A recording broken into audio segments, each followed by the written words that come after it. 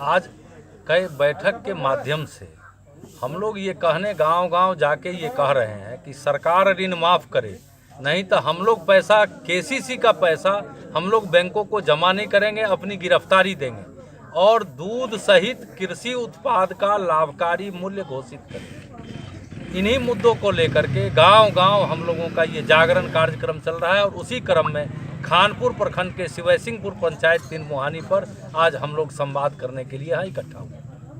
क्या नाम है साहब? बैद्यनाथ चौधरी।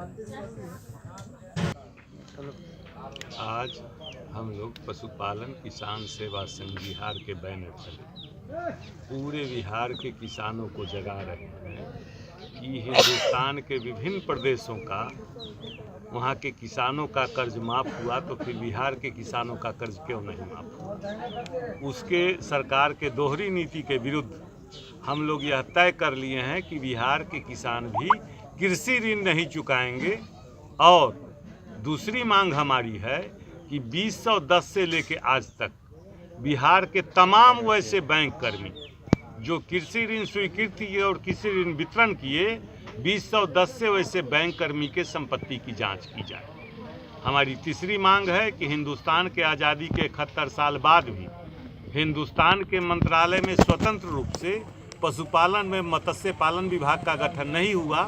अविलंब भारत सरकार में पशुपालन विभाग एवं मत्स्य पालन विभाग का स्वतंत्र रूप से गठन किया जाए।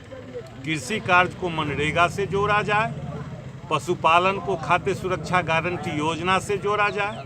प्रत्येक किसान को 10,000 रुपया मासिक पेंशन तय किया जाए और प्रत्येक राजनीतिक दल को आरटीआई से जोड़ा जाए। अपना नाम क्या है? डॉक्टर भूपेंद्र प्रसाद यादव, संयोजक पशुपालन किसान सेवा संघ।